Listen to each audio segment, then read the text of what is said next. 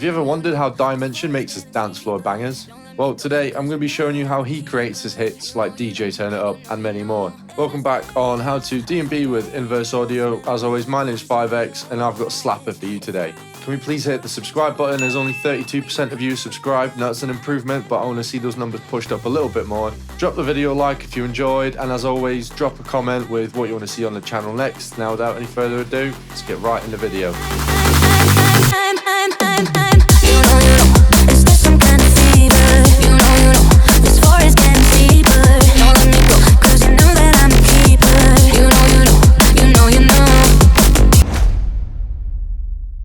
Any dancefloor masterpiece starts with a heartbeat of the track, the drum groove. Channeling Dimension's signature style, opt for a classic two-step D&B rhythm. Ensure your kick is snappy, striking the perfect balance between weight and tonality. Complement it with a dance floor orientated snare and sprinkle in hi-hats on every quarter and half beat. Don't shy away from layering in a rhythmic ride and follow Dimension's lead by punctuating phrases with a re-triggering crash, gradually intensifying as the momentum builds. Now before the tutorial properly starts, I wanted to let you guys know that this song is called Fever and it's out now on Pure Filth Records. It's out everywhere, so you can listen to it either from the link in the description or just by searching 5X Fever on any platform. It's also released on Beatport for any of you DJs out there, and I hope you guys enjoy it. Please show some love and let's get back in the video. So as always, I'll start with the drums individually and then we'll listen to them together. So first, we've got a nice short and punchy kick. Then we've got a dance floor orientated snare that has a nice tonality to it. We've got a hi-hat every quarter beat, a hi-hat every eighth beat, and a hi-hat every second beat. On top of that, I've layered a drum break, and then a crash as well. Right before the drop, I've added in this drum fill. So yeah, altogether, the drums sound like this.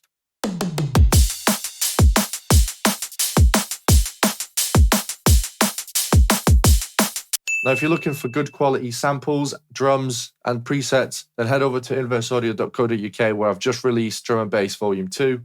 It's a brand new pack. It features over 450 unique samples and presets. So get yourself over there and cop it whilst you can. Now let's delve into the heart of Dimension's sonic identity, the bass. His iconic bass line includes a plucky 1/8 note rolling mid-bass with a solid sub-bass foundation. Using the I-Can-Has-Kick digital wavetable in Serum is key to nailing this distinctive sound. The dancefloor groove can be achieved by applying heavy sidechain from the kick and snare. Introduce a second wide mid-bass playing a counter melody, and don't forget the occasional womp-type bass on the first beat every 4 bars for that extra Dimension flair. So first, the foundation to any good bass line will be the sub. And then the second thing I have here is this mid bass.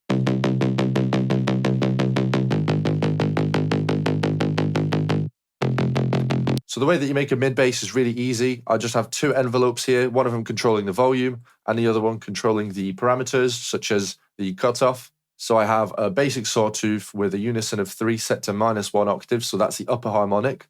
And then we also have this I-Can-Has-Kick wave, and it's just absolutely amazing for creating those mid basses. I've slapped on an MG Low 12 filter, and as you can hear, that's just opening up with this envelope. And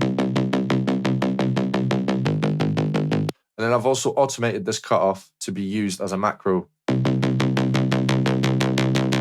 Now in our effects, I just have a hyper that's automated from envelope 1, and then also envelope 2's automating the drive. So it's a really basic sound, but the key to this is having it on every 8th note, just like this. So the next bass that we have is a womp that's played every 4 bars like this.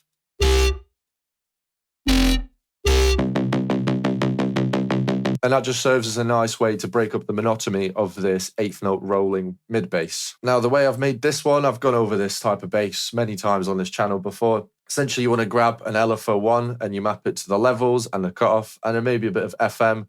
And you want to pitch these to one of them to -2 octaves and the other one to +7 semitones. And then on the effects, we've got a hyper, a bit of drive, chorus, multiband compression, and just an EQ to reduce some of them lows. But yeah, it sounds like this. And yeah, the last bass line I have on this is this counter melody. It sounds something like this.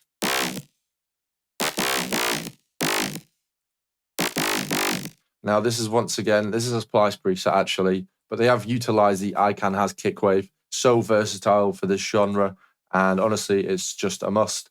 I'm not going to go over it because it's not my preset, but if you want to copy it, there's the settings. And the way that I actually make that sound all right, because you might realize that these two are sort of in the same frequency range. And yeah, the way I've made it sound so that it's not clashing because they're both sitting in the same frequency range is actually, I've made the counter melody bass very wide. So if we listen to it without, you can still hear them, but it's a little bit more difficult. So when we use that stereo separation, it just brings out all the elements. Now, the last step that you're going to want to do is sidechain. Now, this is absolutely crucial to achieving that dance floor groove. And this is what the bass lines sound like with the drums and the sidechain.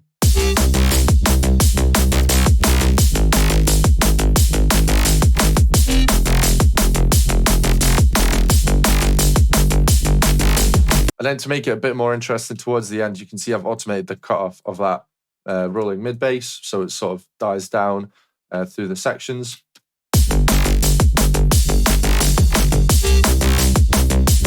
Just to make it a bit more interesting. Dimensions tracks often feature ethereal melodies carried by distinctive vocals, whether it's a singer conveying a theme or a rave-type vocal heard in DJ Turn It Up. The vocal element is crucial.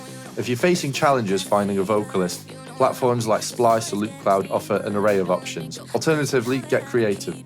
Consider crafting a unique vocal by remixing your favorite tracks, giving your production a distinctive touch. Now, as I've said many times before, it's really difficult finding a singer to get on your tracks, so I've just sampled a Splice vocal, and that sounds something like this. Boy, I got your attention. Every time we get close, we magnetize more. Now, I believe the original vocal is actually a tech house vocal. Now, I'm not the biggest fan of tech house, but I did like the vocal, so I just sped it up. And then this was sort of the main bit that I heard in the vocal. You know, is this some kind of fever? You know, this floor is getting steeper. Don't let me go, cause you know that I'm a keeper.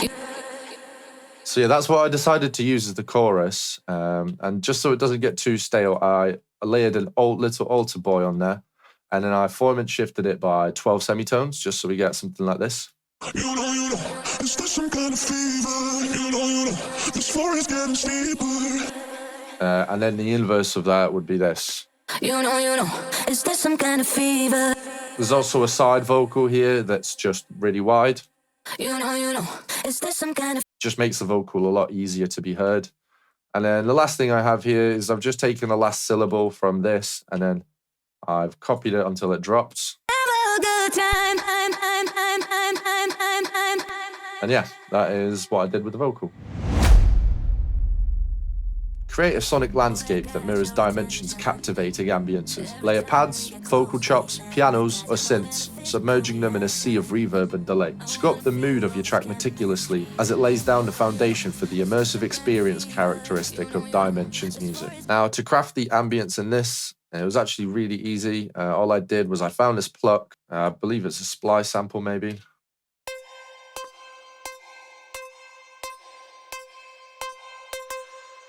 And that just pans from left to right, and it just repeats itself throughout the intro.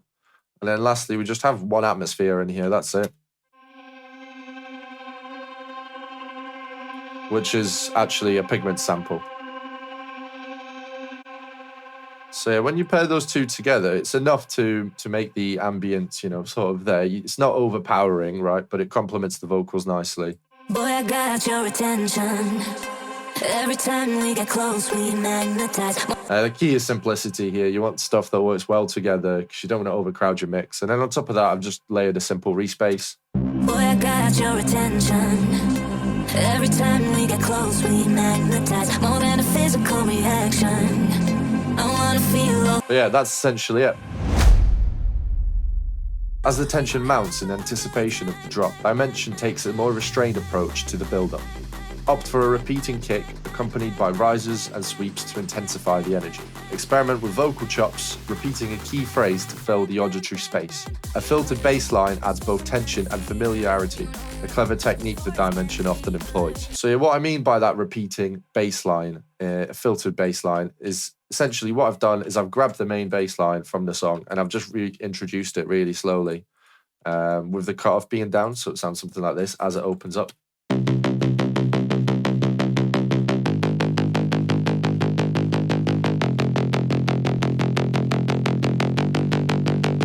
And I've also, like I said in the vocal bit previously, I've chopped up the last syllable of this vocal and just repeated it. We gon' have a good time.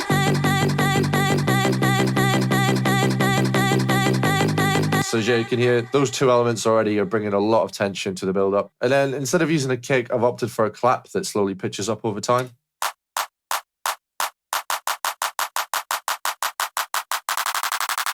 And then the last thing that I've added is a classic hat, pretty basic stuff. And then I've also added a few effects just to, you know, give it a bit more tension. A few impacts, rises. And then this big sort of dramatic sub drop that I've got here.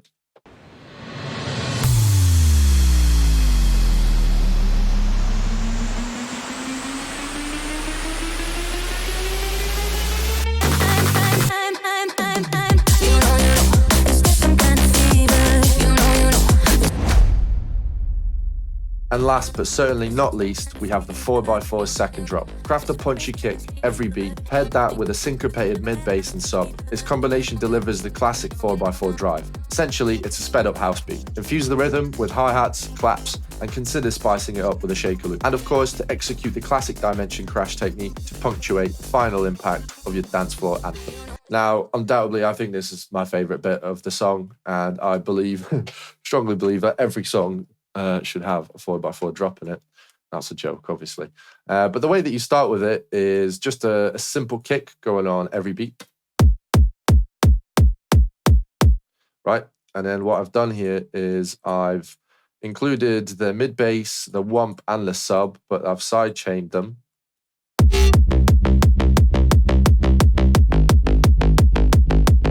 And then after that, you're like 90% done. I've added in the classic dimension crash.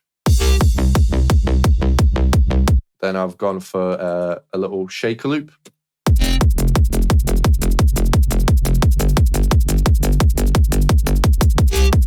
And then after 8 bars of that, I've switched it up by adding a clap and a hi-hat. This is, you know, pretty basic stuff. It's what you hear in a lot of 4x4 drops. And the way to introduce this is you can either remove the kicks in the last bar but keep the side chain going, or by adding an extra kick right in between these last two, and that just gives it more of a reinforcing drive. So it sounds like this.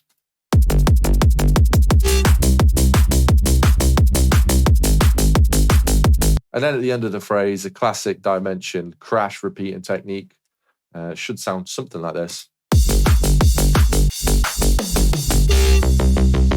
And then from that, I've reintroduced the other drop by leaving the first bar free, and then in the second one you introduce it back on the kick snare.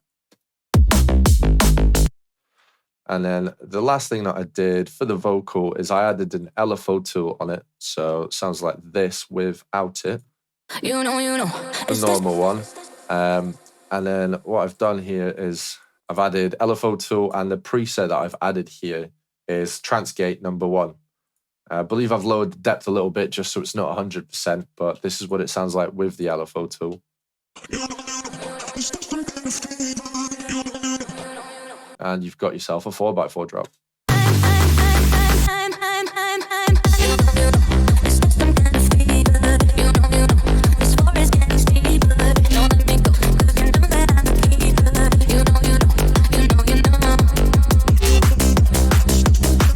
But yeah, that is essentially it, guys. I hope you've enjoyed today's tutorial. If you want sample packs, make sure to go on the website. If you're interested in one-to-one tuition, head over there as well. Hope you enjoyed today's tutorial. It's been a bit different. But yeah, the song is out now on Pure Filth Records, out on all platforms, so I would appreciate all the support. We'll play the song at the end of the video because you can just go listen to it yourself. But yeah, I hope you guys have enjoyed, and Inverse Audio out. I'll see you next time.